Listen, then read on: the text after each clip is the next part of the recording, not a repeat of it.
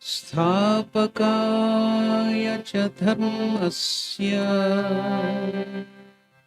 sarvadharmasvarupini avatara varishtaya Ramakrishnaya te namaha.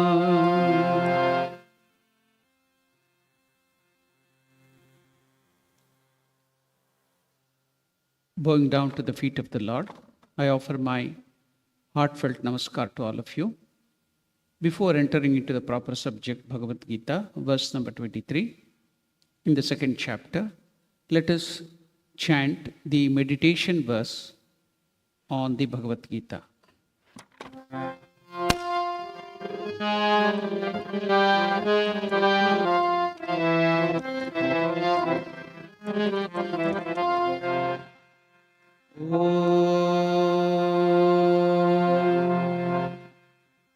Parthaya pratibodhitam bhagavata Narayanena swayam Vyasena grathitam Puranamunina Madhye Mahabharatam Advaitamritavarshiniim Bhagavatim Ashtadashadhyayiniim Amba Tvam Anusandadhami Bhagavad Gita Bhavaddveshinim Vasudeva Sutam Devam Kamsachanuramardhanam Devaki Paramanandam Krishnam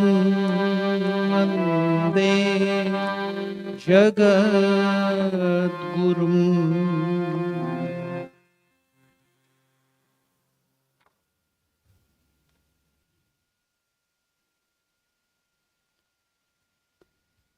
We are meeting again after so many months to study Bhagavad Gita. So we have lost the continuity. Though we have to study the 23rd verse, but to bring in the continuity, I'll just go to the verse, 22nd verse, because that was also a very special verse, a very important verse, which we had dealt in detail. And what is that verse? It was about death and birth. Vasamsi jirnani yatha vihaya navani grunhati naroparani tatha sharirani vihaya jirnani anyani sanyati navani dehi. In the second chapter, the 23rd verse, Lord Krishna is talking about what is the death, because Arjuna was afraid of the death of his kith and kin. He was a Kshatriya warrior. He was not afraid to die on the battlefield. He was not a coward. But because of attachment, he was worried about the death of his kith and kin, his guru, his grandsire, Bhishmacharya, and other people. So to give him the correct perspective, Lord Krishna is telling about what is death, what is birth. As the embodied being throws away a worn out cloth or dress and puts on a new dress, so does the embodied self discard worn out bodies and adopt other new ones. So, what is it telling? What is Lord Krishna telling here? Now, when this body, it was young, strong, then it grows old, diseased. Finally, when the time of death comes, what happens? Now it cannot do any work, it cannot fulfill any desires of its. So what does the soul do? Just like you have a cloth, you have worn it for many, many days and it got worn out or torn. What will you do? You will go to the cloth center. There is a green room or a room where you can change your cloth. There you will throw away that old cloth and put on the new cloth and then come out with a new cloth. Likewise, here when our body gets old and you cannot use it for any other purpose to fulfill your desires or do whatever you want, even the sadhakas or the spiritual practitioners, they cannot even do spiritual practice because of the old age and disease. So what will this human being, whether it is spiritual practice or it is any other pleasure or fulfilling your desires or doing anything, if it is of no use, then just like the worn out cloth, the soul or the subtle body, it will give it up. Then what happens? The green room or the dark room where you disappear, just like the cloth in the center, there will be a room where you can go and change the dress, the dark room. So likewise, you cannot be seen at that time. Then you put on a new dress and come out a new person with the new dress. Likewise, while you put on the new dress and come out, you put on the new body and come out according to your karma, according to your desire. That is called birth. When you cast out that body, old body or the old cloth or whatever, the diseased body, then that is called death.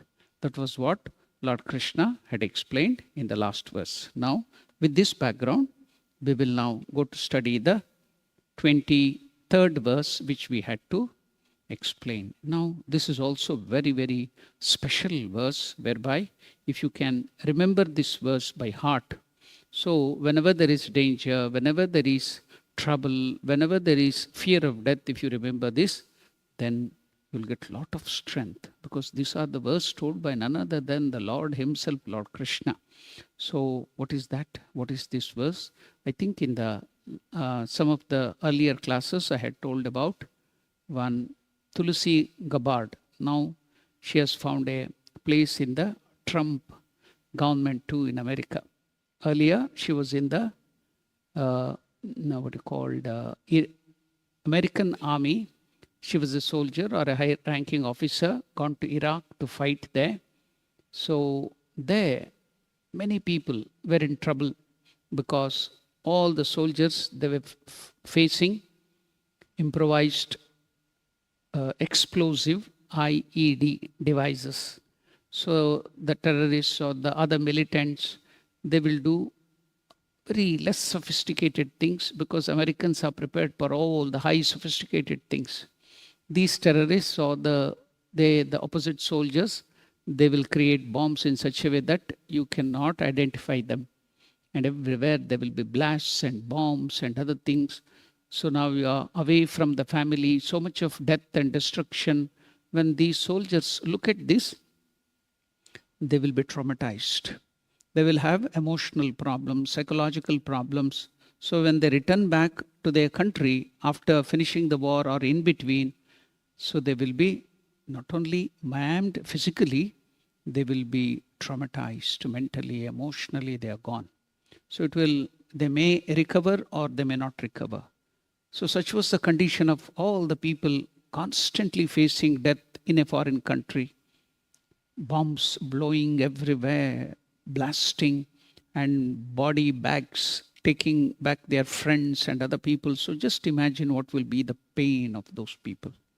But this Tulsi Gabbard, who was in the army, high-ranking officer, she tells she didn't feel that trauma, or she was not psychologically disturbed. She could face that boldly. She gives the reason, that is Bhagavad Gita. She had studied from her childhood Bhagavad Gita. Her parents had introduced her. Though she's a white lady, by birth she may be a Christian, but she is a practicing Hindu. She cites this verse of Bhagavad Gita. This could help me. This verse could help me to overcome the fear of death and all the trauma the others were facing, because they don't have this knowledge. So when you have this knowledge, this verse which the Lord is telling, then you can easily face everything. And what is that? What is that beautiful verse? Let us go and see. Watch this. Let us first chant this verse.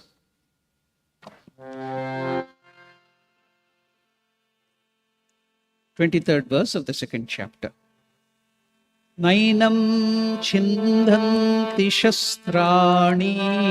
Please repeat. Nainam chindanti shastrani. Nainam dahati pavakaha. Nainam dahati pavakaha. Nachainam kledayantyāpo. Nachainam kledayantyāpo. Nashoshayati marutaha. Nashoshayati marutaha. What is this such special verse which can even take out the fear of death, and it gives so much of strength? So let us see. Now I will break the Sanskrit words so that you can understand. What is that?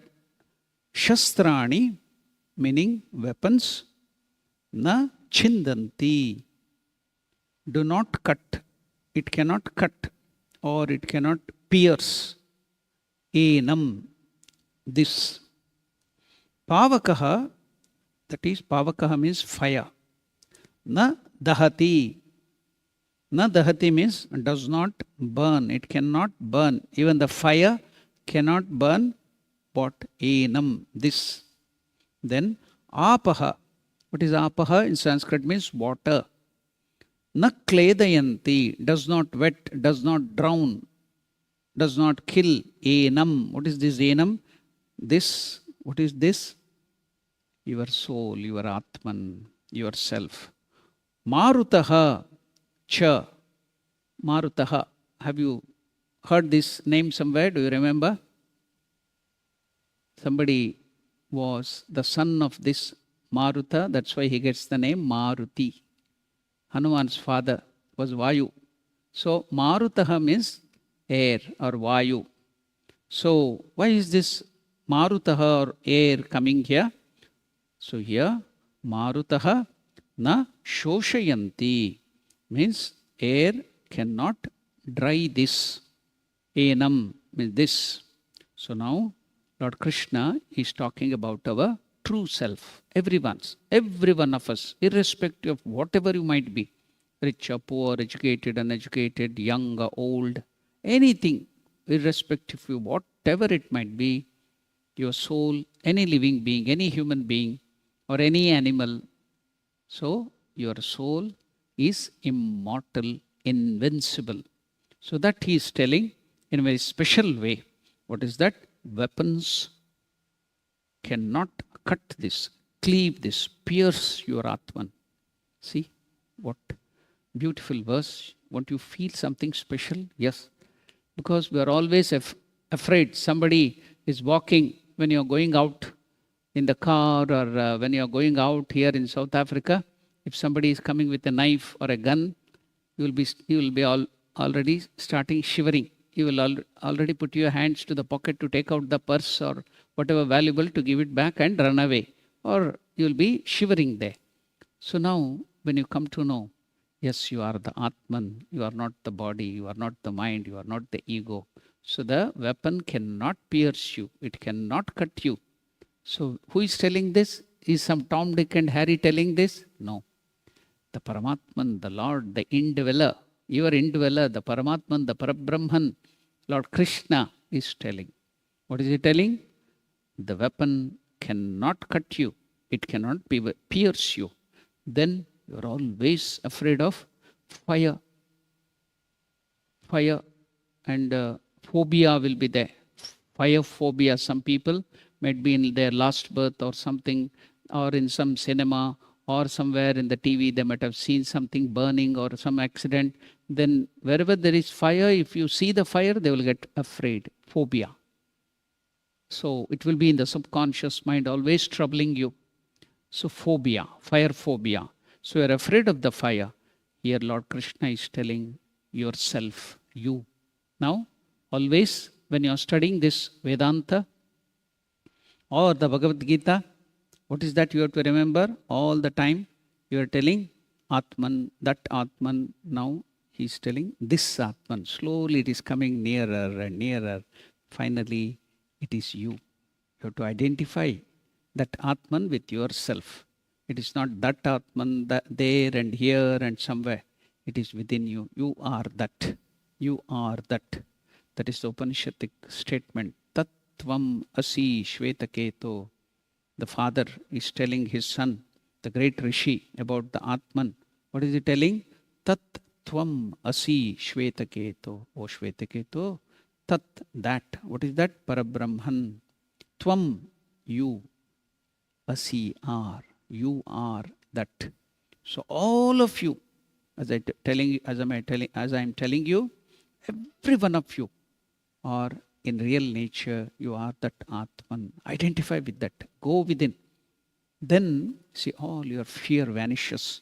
No, that cannot be burnt. Fire cannot touch it. Fire cannot do anything to that. It cannot burn.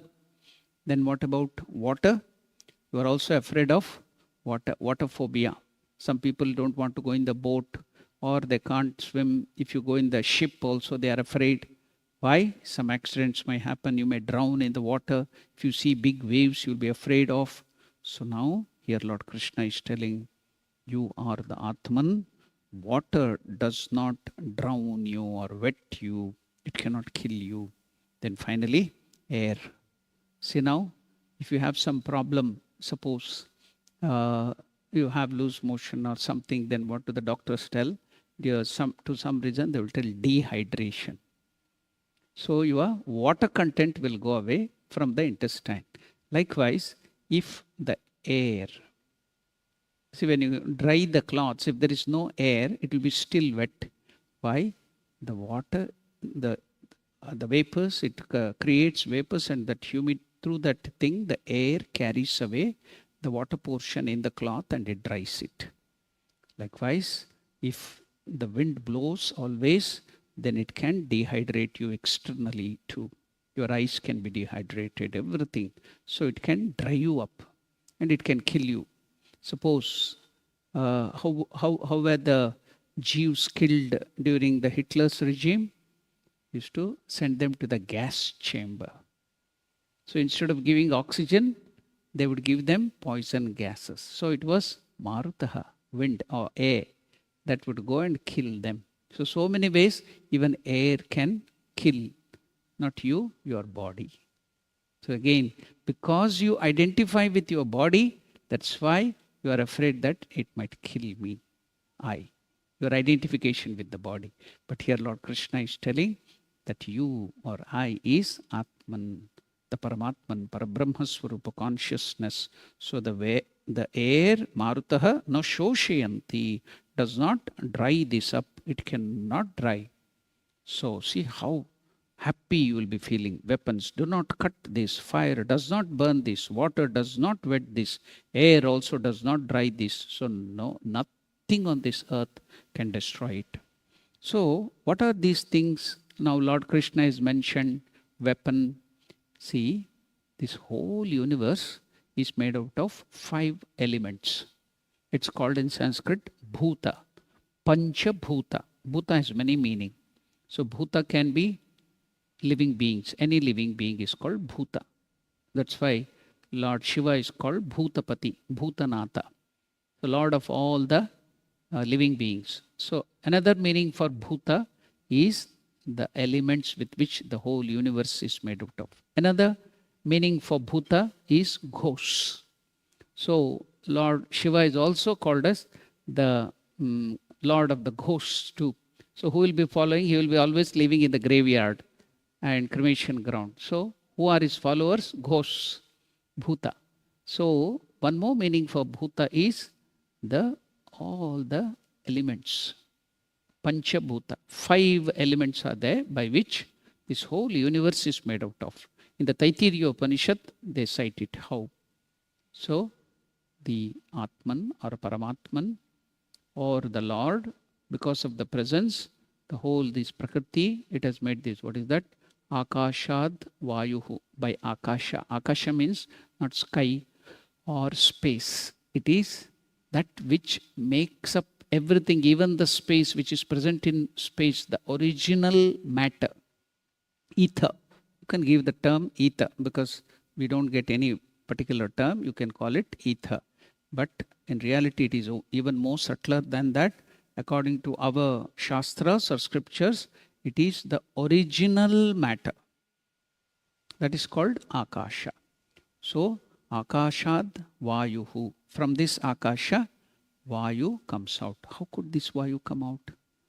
What is this thing? It is called quintuplication. There is all this much of percentage Akasha. With this combination, it became Akashad Vayuhu Vayu.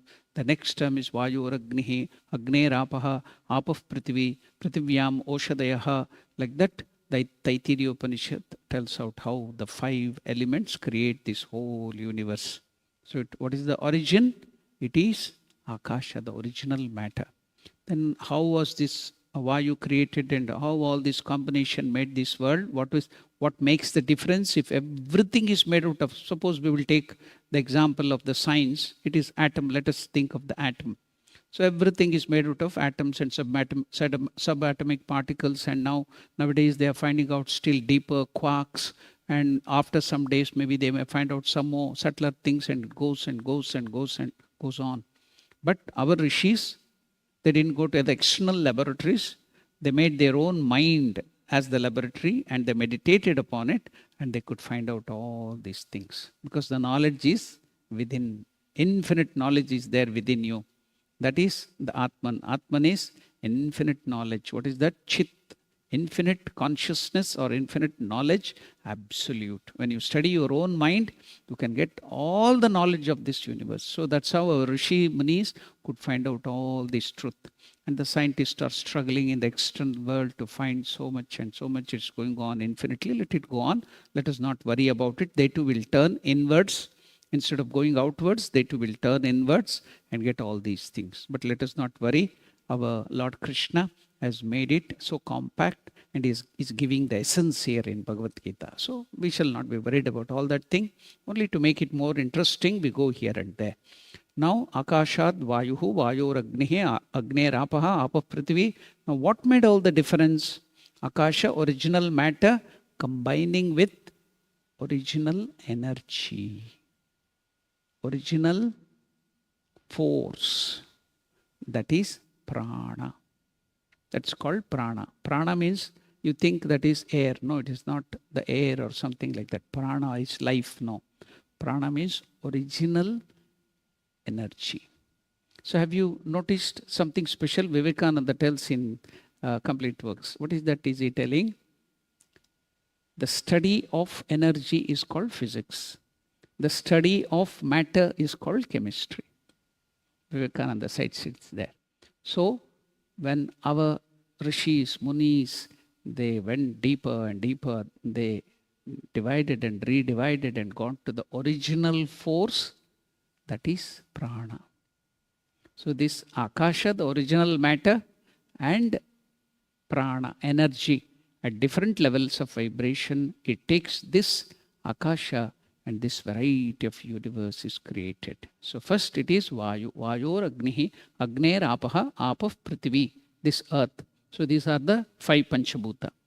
Now, what is this sword or the gun or the bullet or the bombs or whatever the spear which pierces and cuts, the sword, the knife, or the other things, what is it made out of?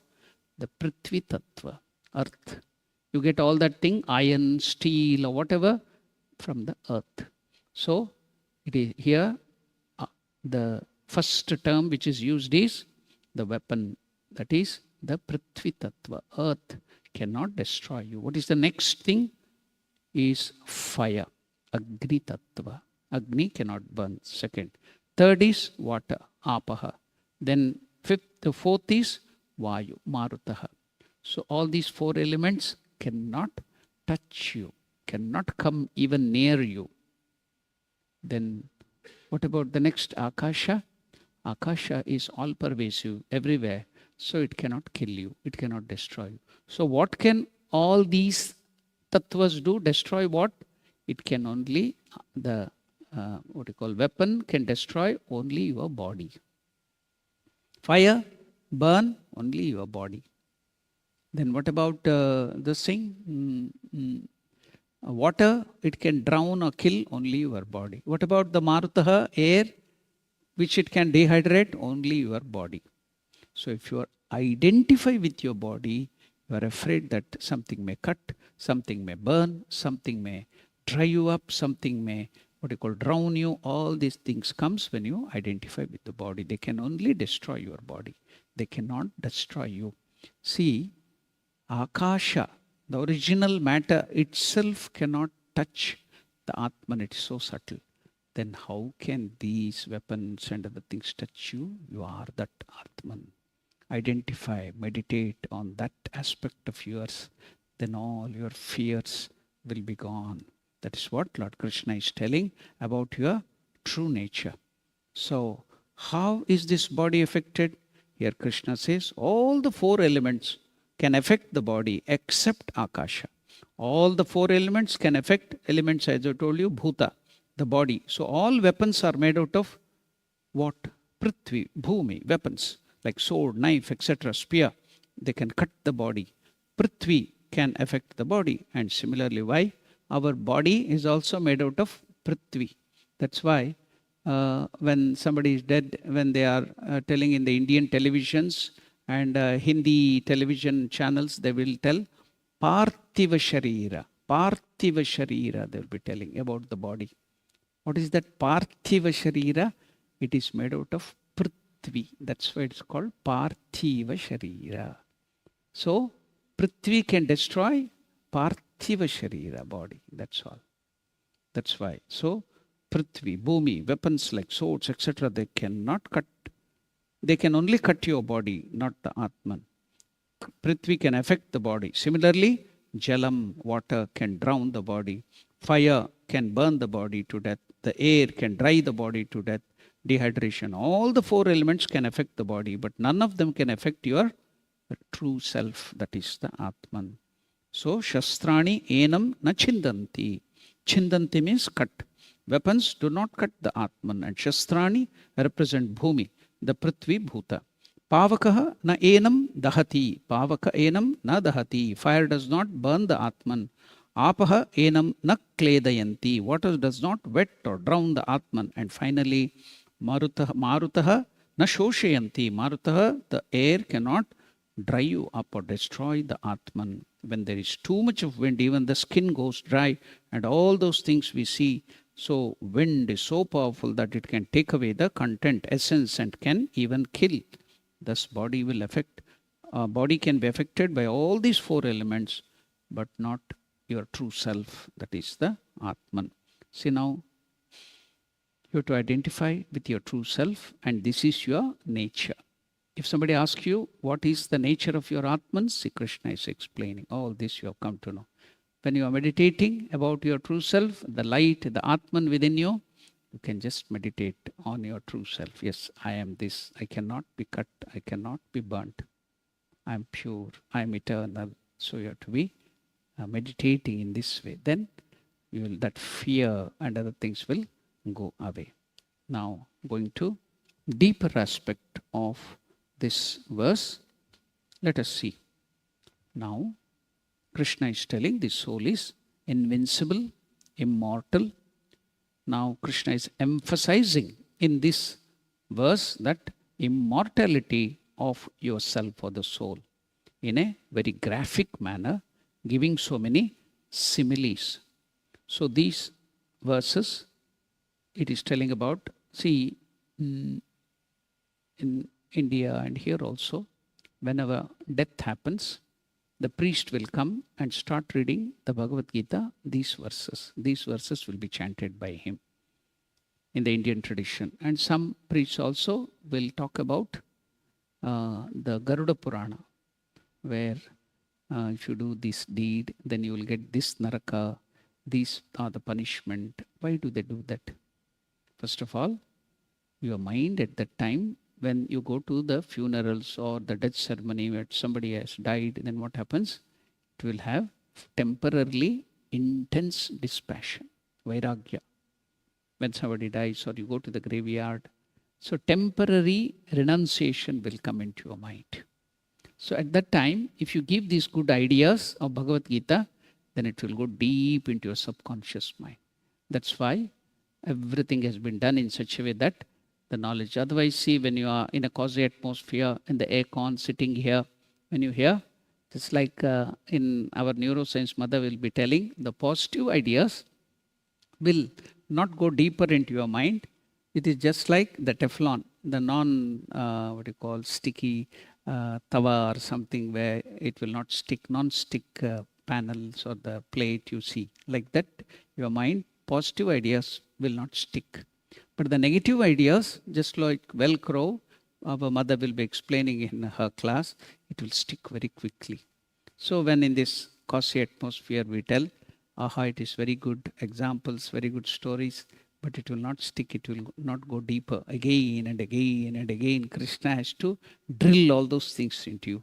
But when in the graveyard or in the death ceremony, somebody is just saying, when you tell that, your mind will be with lot of dispassion.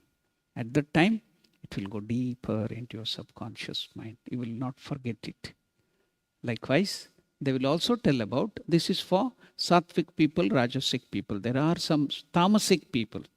So whatever you tell, it will not go inside them. So for them, you have to show the fear of naraka. That's why Garuda Purana will tell that naraka, if you do this mistake, you will get this naraka. If you do this, they will boil you in the oil. The Yamadutas will come and cut you with the, seesaw. They will put you into oil and fry you. So all that varieties, kumbi paka, that naraka, this naraka, they will explain why. For the tamasic people, it is fear. So at that time, again, because of the dispassion and vairagya, these things will go deeper into your subconscious mind and you will become temporarily, at least for some time, moral. You'll become ethical. So out of fear, they will create. But here, the priest will tell about Bhagavad Gita verses at that time so that it goes deeper. So, Gita particularly emphasizing these to the members of the bereaved family, that person who has died has not passed away. Only he has given up his body, just like a worn-out garment. The soul cannot be cut by weapons, cannot be killed by even diseases, cannot be dried by the fire, cannot be wet by water. It is totally invincible. Now, you will ask the question, but how? Where is it getting this power? Is it wearing some bulletproof jacket? Or is it having some armor? The soul, how can it not be touched by weapon, burnt by the fire? So how did it become invincible soul? Why is the soul immortal? Is it having any special armor? What makes the soul invincible? Is it having some metallic cover or something like that? The reason is the Atmasya Atmaha. Soul is only a reflection.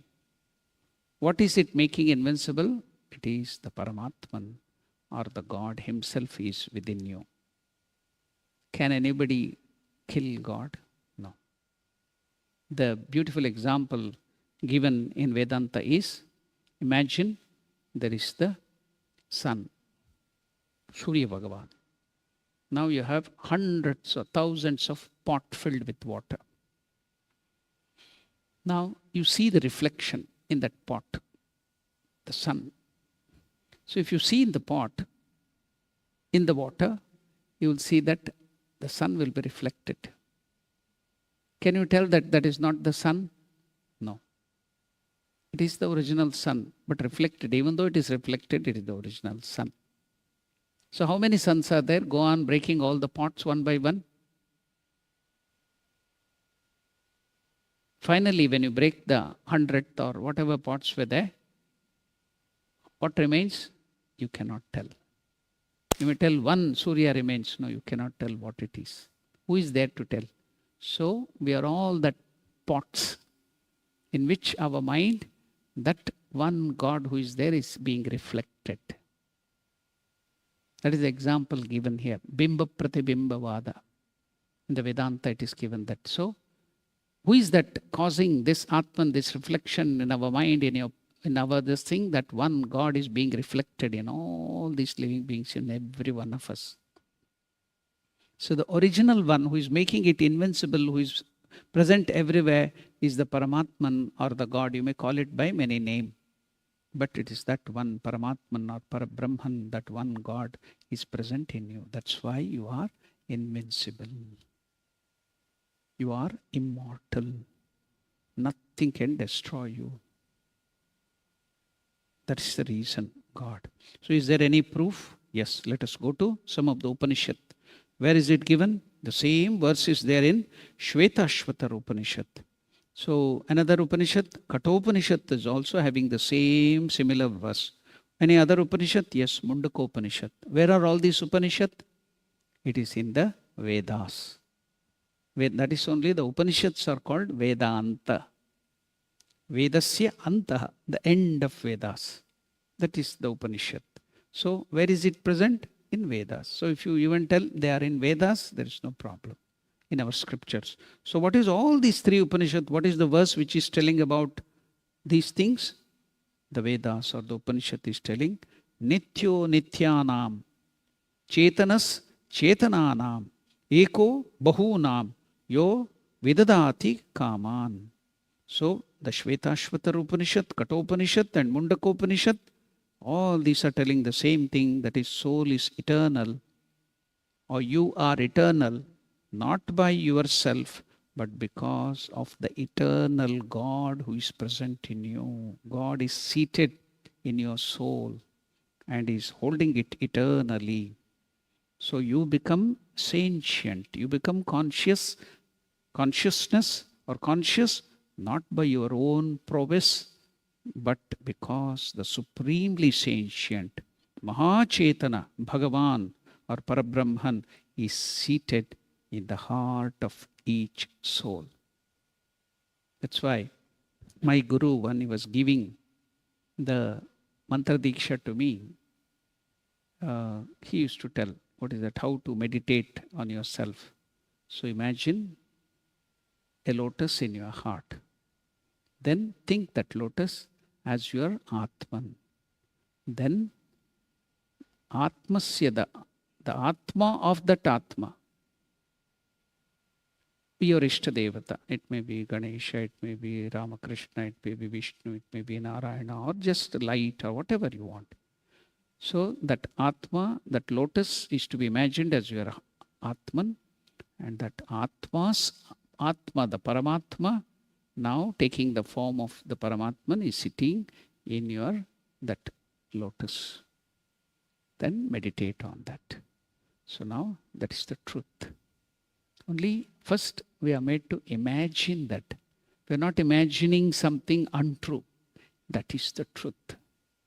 So the Paramatman, the God, the Lord is there within you. He is giving us invincibility. So you cannot die. You cannot be destroyed. You are becoming immortal because of the prowess of that Lord. That supremely sentient Mahachetanaha Bhagavan is seated in the heart of every soul, and he is granting that sentiency to the soul. If God were to leave the soul or you for a moment, the soul itself become, or you become, inert. In other words, we would not remain as we. So I am because of God who is seated within and granting me life. He is the source of the life of our body. The pranasya pranaha, atmasya atmaha. Now that's why God is called the soul of all souls. Now, this is all at the philosophical level. Now, to make it a little more interesting, we have to come down to the bhakti level, devotional level, because we are not only intellectual beings, we are also emotional beings. So, if you want to touch the emotional part of it, we have to get some bhakti. So, we have to take the help of Bhagavatam. So, what is the speciality of Bhagavatam? Bhagavatam very nicely mixes gnana, knowledge, with devotion. That's what Ramakrishna always used to tell. Gnana mishrita bhakti, prema mishrita bhakti, gnana mishrita bhakti. So this well combined, then it will be very interesting. The Bhagavatam mixes philosophy with Lord's pastime, Leelas. So what is this telling there? It is telling about Krishna. Krishnam enam avehitvam atmanam akhilatmanam jagattitaya so pyatra dehi va bhati mayaya. So this Bhagavatam, here it mixes philosophy with the pastimes of the Lord. So it becomes very sweet and you can enjoy it. But Bhagavad Gita, it is just pure knowledge. So that's why when you are hearing about Atman and other things, you may get bored. So to make it little more interesting, I'll be bringing this emotional aspect of the bhakti aspect from the Bhagavatam too. Now, in the Bhagavatam it is given the cowherd women, who were they? Gopis, Brajavasis, Gopi. So what were they? They would leave their own children, small children, leave them in the house, their own husbands, their own wives, everything, and go. Why? To meet the little Krishna. Somehow they will make some excuses, go as if to complain to Yashoda that your child was stealing, doing something. There was no really truth in that. Just to see Krishna, somehow they will give some excuses and go there. Why? To see Krishna. They would leave their own children in the house.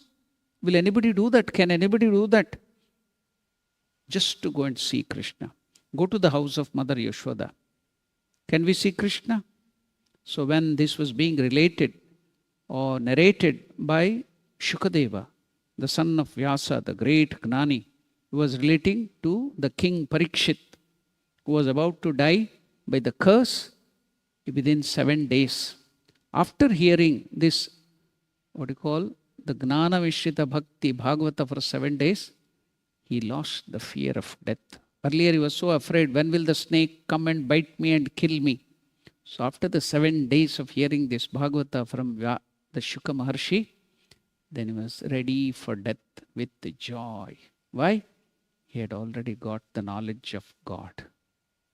So he faced death happily, joyously. Even when the snake came and bit him, he was not at all afraid to die. So now, in that, Shukadeva, when he was relating this to Parikshit about the gopis, the ladies of Vrindavan, Vraja, they were running, rushing, giving up their own children, their own husbands, everybody, just to see Krishna. So somehow making some excuses. So Parikshit found it very surprising. He said, each mother loves her own child like her own self. How come these mothers, gopis, were being so attracted to Yashoda's child? Nobody will get attracted to another's child. So at that time, Shukadeva narrated this verse in the Bhagavatam. What is that? Just now I told. Krishnam enam avehitvam atmanam akhilatmanam. Everybody is attracted to another person not because of that body or something, but because of the Atman which is present, or God who is present, or Lord Krishna, or whatever you may call, Rama, Shiva, Durga, whatever. The soul, the Atman or the God is the dearmost, dearer than the whole world. Now, let us give an example. Your neighbor may be very friendly with you. So, the whole world, the dearer than the whole world is your neighbor. If you happen to meet your neighbor in a mart or in a shopping hall, oh, you are here, so nice to meet you, you'll be very happy. Now, if you happen to meet for a holiday, somewhere you have gone to some Drakensberg or some other place, so there if you meet your neighbor, this is a strange coincidence. Now, dearer than your neighbor is your close friend.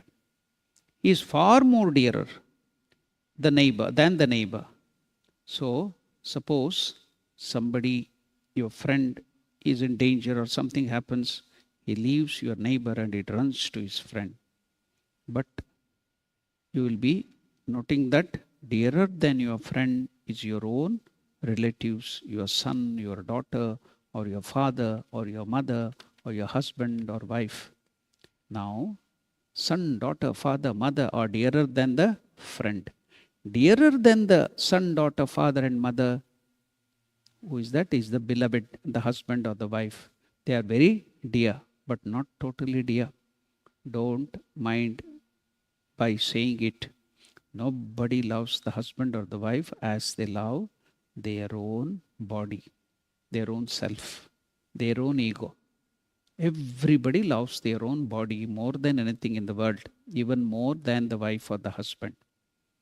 Those who say, "Tum to hamare pran pyare," you are more dearer to me. See, some people, the husband or the wife will be expressing it to the wife, or the wife will be expressing that great affection towards the husband, telling that you are more dearer than my own life. So when they are telling so, you take one rubber snake and put it in between them. Then you see whether they are more dear than the life or not. Each will run in each direction. So for them, then they may tell in the mouth such wonderful things. So I will just give you an example. One old friend had come to meet his another friend. So they were maybe in 60s or 70s. Then he saw that he was addressing his wife. So you need not take it to your heart about wife or husband. This is only an example. So he was calling his wife as my gold, my diamond, my silver, my dear, and all that thing. So now this friend was surprised. He told, "How is that? Already you have spent 40 years with your wife, and now at this end of your life, you still love your wife so much. You are calling her diamond wife." No. Because of Alzheimer's or something, it is coming to my this thing. I forget her name. So if she comes to know that I've forgotten her name, then everything will be gone.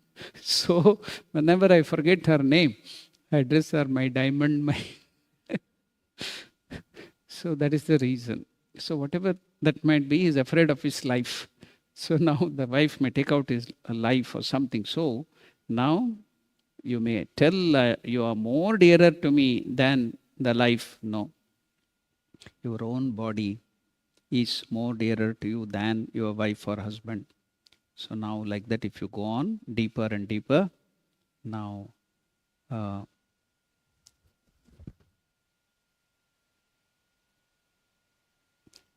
dearer than your body is the life air, that is prana. Then dearer than that prana is your thoughts from the mind. Why? You always identify yourself at the time, I am depressed, I am happy. Who is depressed? Your mind. But you are not the mind. The mind is creating these thoughts, and you are in such deep identification. Then I am like this, I am thinking like that. The mind is a machine creating thoughts. That is the unity with the mind, the identification with the mind. So your mind is dearer than everything. Dearer than the mind is the intellect. You can't even think, I'm not the intellect. Now, let us take about the gopis, they were God realized souls. They were rishis and munis, and they were the gods, the Indra, Chandra, Vayu, Varuna. While Lord Narayana was coming down to earth as Krishna, they told, we want to enjoy your company, see your leelas. So those gods and goddesses had taken the birth as gopis in Vrindavan just to see the leela of the Lord. That's why they were God realized soul. So for them, Krishna is not dearer than their own body or soul because they are the gopis, the realized one. The gods and goddesses come down as gopis. Imagine how much somebody will love their own soul.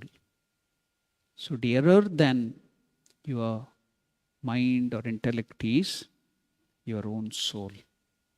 Now, there is one more special thing in Brihadaranyaka Upanishad. What is that Brihadaranyaka Upanishad telling about? It was a conversation between husband and wife. You know, there was one great rishi called Yagnavalkya. After everything, after learning and so much of knowledge, so much of wealth, he had earned so much of wealth and everything, he got Vairagya. He wanted to realize Parabrahman. He was already a realized soul. He wanted to go deeper and get that higher realization.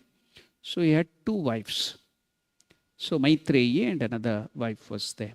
So he told, I'm going to divide all my wealth and I will give it to you, and I want to go to the forest and sit in meditation. One wife was very happy to get the property and let the husband go. I'm not worried. I've got a lot of wealth. But the other wife, Maitreyi, told, Are, you want to give the physical wealth and go away?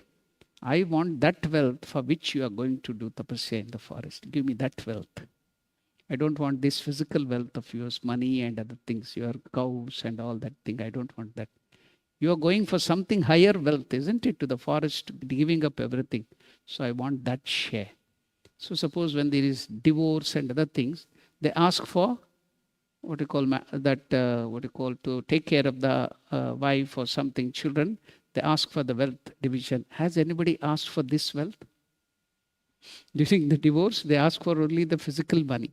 As everybody see, Maitreyi, such a great lady, she's asking, I don't want this physical wealth, money, diamond and other things. I want that wealth for which you are leaving everything and going. I want that wealth. Then Yagnavalkya starts giving this knowledge of the Atman and God. That is Brihadaranyaka Upanishad. Yagnavalkya Maitreyi Samvada. It was the conversation between Yagnavalkya and Maitreyi. He goes on telling about God, the Atman, the Paramatman, the Parabrahman. And Maitreyi goes on asking so many questions.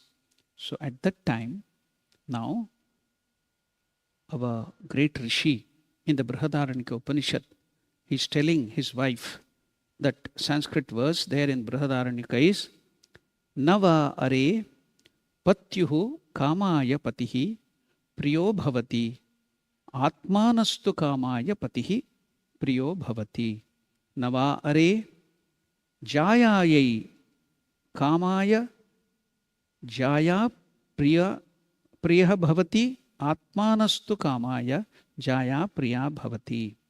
So, what is the meaning of that verse which Yagnavalkya is telling? He's telling his wife, truly, it is not due to the love of a husband that the husband becomes dear to the wife, but due to the Atma or the soul or God that is present in the husband that makes it dear. Truly, it is not due to the love of a wife that a wife becomes dear to the husband, but it is due to the love of the Atman or the soul or God which is present in the husband that makes him dear to the wife or wife to the husband. Truly, it is not due to the love of the things of this world, whatever you may like, so many things. It is not because of that thing that all the things become dear to you, but it is due to the love of God, the Atman, which is present in everything. That is the truth. Now you see why a husband loves a wife or the wife loves the husband is not because of that external features, but it is because of the Atman, the Lord who is present within. The same Atman which is within you, your true nature, is present in the other person too. So that is the attraction, real attraction. But because of the agnana, ignorance, you think that you are attracted to that body or the nature or the color or something features, the beauty. No, that's not the reality. The reality is they get attracted to anything in this universe because of the Atman which is present in you and everybody. Now, going forward, already it is 8 o'clock. Now we can't go forward. We have to stop here.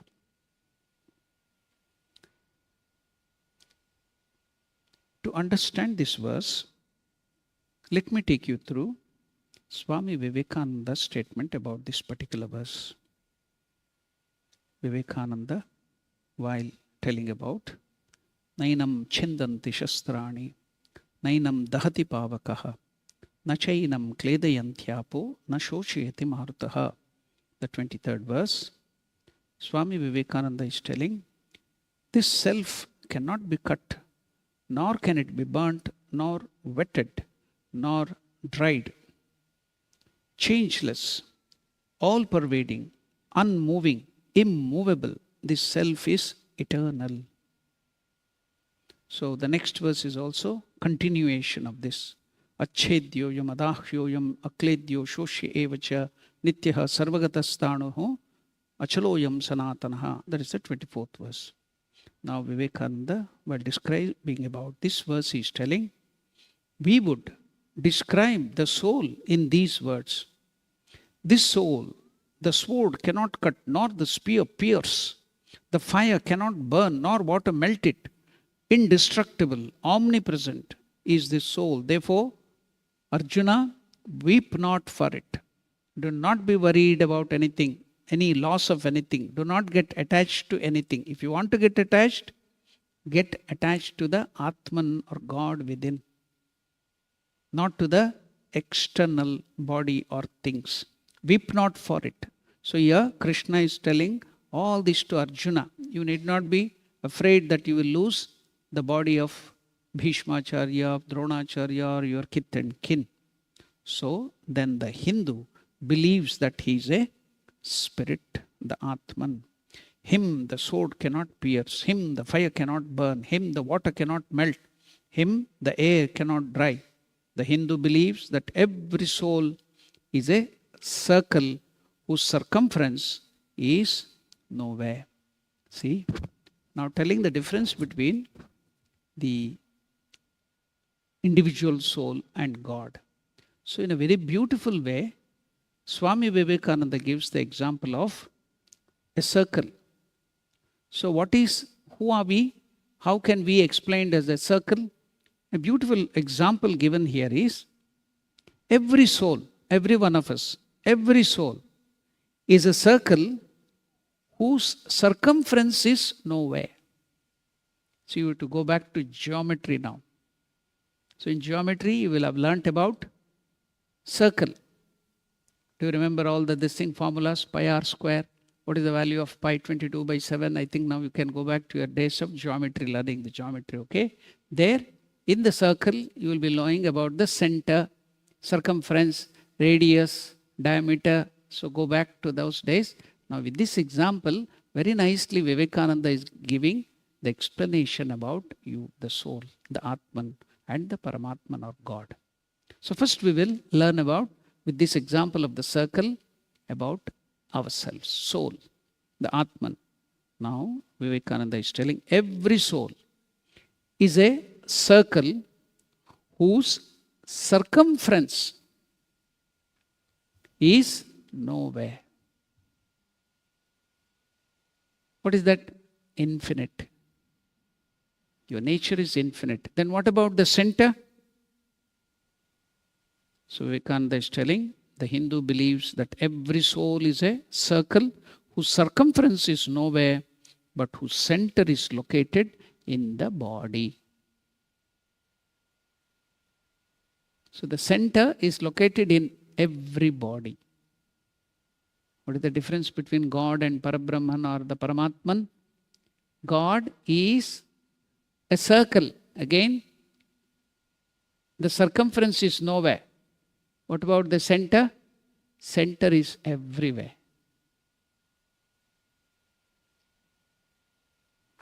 We, individual souls, the center is in our body, in us. No, the circumference is everywhere. But God, center also is everywhere. See the beautiful example whereby the Atman and the Paramatman or Parabrahman is described here. So the Hindu believes that every soul is a circle whose circumference is nowhere, but whose center is located in the body. And now, see, with this, Swami Vivekananda very nicely gives a beautiful example of death and birth. Now with this example, and that death means change of this center. Change of this center from one body to another body. So beautifully, see. Can you imagine how intellectually you will be convinced? How nice to just imagine this. What is death? Change of center from one body to another body. That's all. Nor is the soul bound by the condition of the matter. In its very essence, you are free. In its very essence, it is free, unbounded, holy, pure, and perfect. That's why every sinner has a future.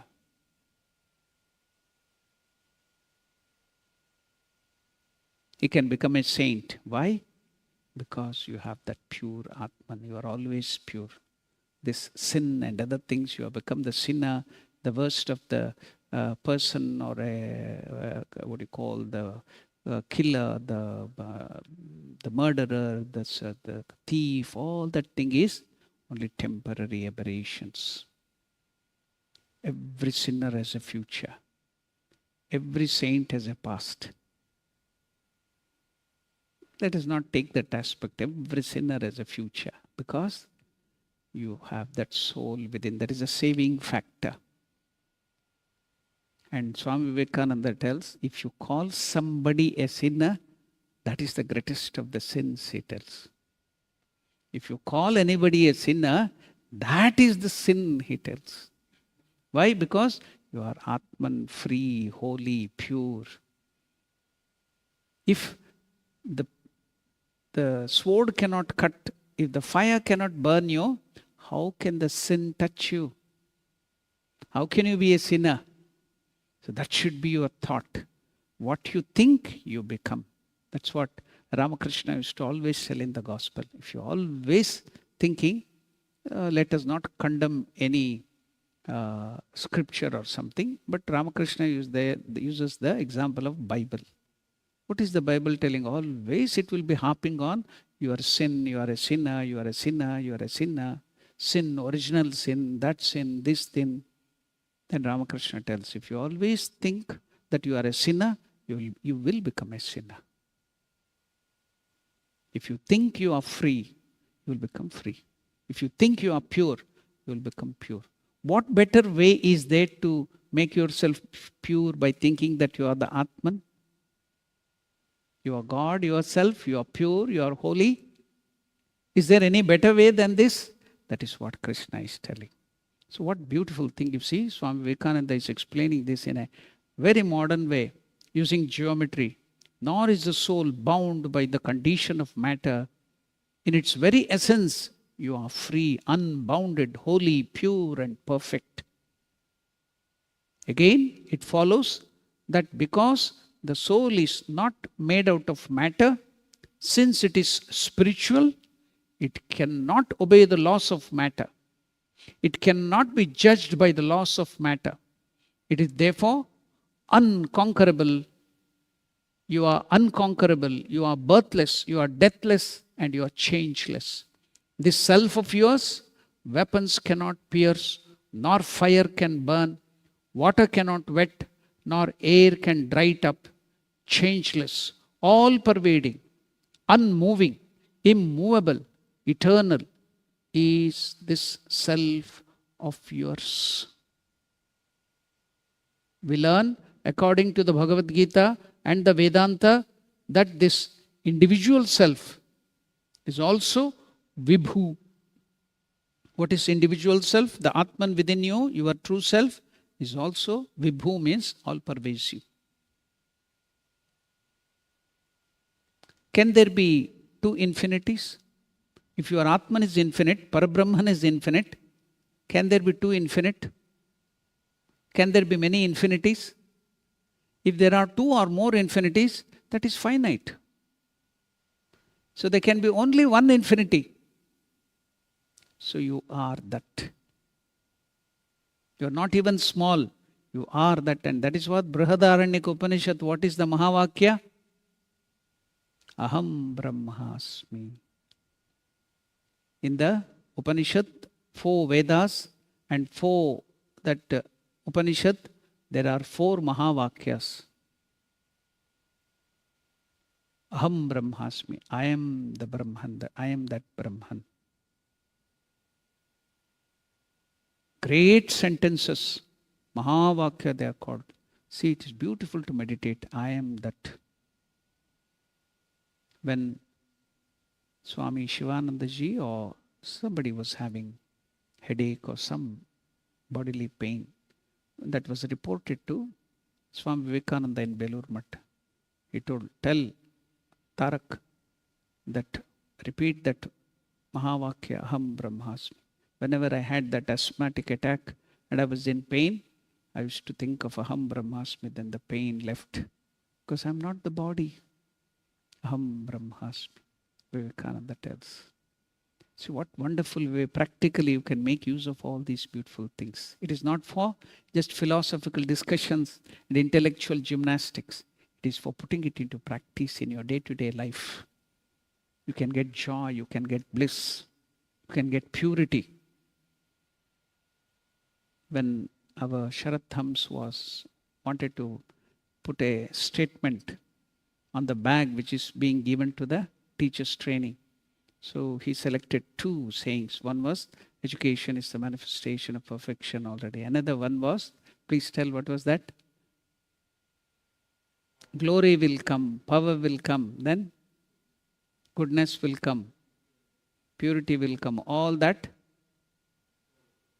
it comes when the sleeping soul is awakened. When your sleeping soul is awakened. Who has to awaken it? You have to awaken yourself. Nobody will awaken you. There is no medicines for laziness. No doctor can cure laziness. You have to wake up. You have to wake up. So when the sleeping soul is raised, when the sleeping soul is awakened, glory will come, power will come, all that is good will come. So see what wonderful usages are there by studying this and meditating on this. Now continuing, Vivekananda is telling, we learn according to the Bhagavad Gita and the Vedanta that this individual self is also Vibhu, that is the Parabrahma, the highest. And according to Kapila, another, the founder or the main propagator of Sankhya Yoga, so the self is omnipresent. What is omnipresent? Present everywhere. Of course, there are sects in India which hold that the self is Anu. Anu means smallest of the smallest. That is like atom, atomic in size, infinitely small. But what they mean is Anu in manifestation, its real nature is Vibhu, all pervading. So now, further so much of things Vivekananda is telling, I will take you through another class because you have already got so much of joy out of studying this. So let us not dissipate our mind going here and there. We shall keep this thought.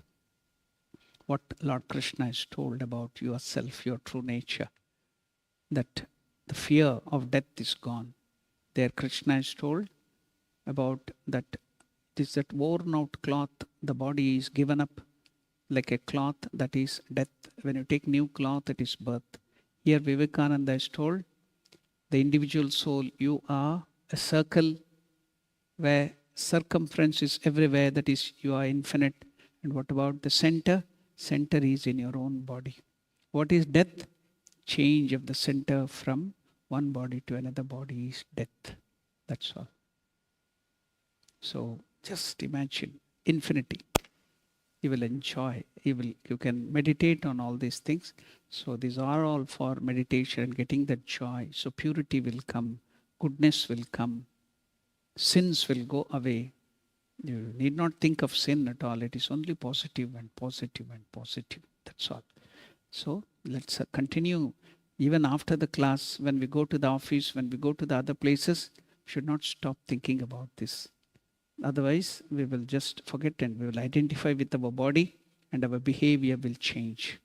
So you will become emperors. As if you were thinking earlier, just like a person was lost, a child, and he was taken to the forest by the tribal parents they brought up. And afterwards, the king identified he was the son. When he comes back, when he becomes the emperor, how from that forest dwelling, tribal training, suddenly he becomes the emperor. And what will be his behavior? Everything becomes broad in approach. Likewise, now you have come to know you are the emperors, you are the children of immortality. So your behavior should not be mean, it should not be demeaned. So when you come to know that you are emperors, you are the children of the Lord of the universe, you are the Lord of the universe, so you have to maintain the dignity, the higher nature of yours. It should not shrink. So you have to maintain that. That is the awareness, the mindfulness, the meditative, even with your eyes open while you're walking, everything, this thought should be there behind your mind, always thinking and enjoying it. Now we will close our discussion and meditation on this wonderful Bhagavad Gita by one of the meditation verses on Bhagavad Gita.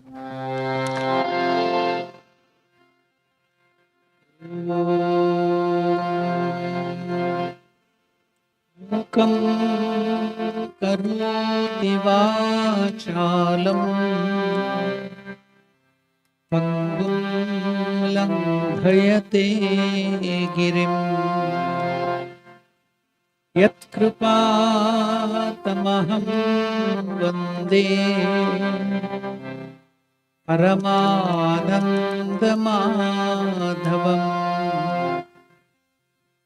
Om Shanti Shanti Shanti Harihi Om Tat Sat. Shri Ramakrishna Paramastu.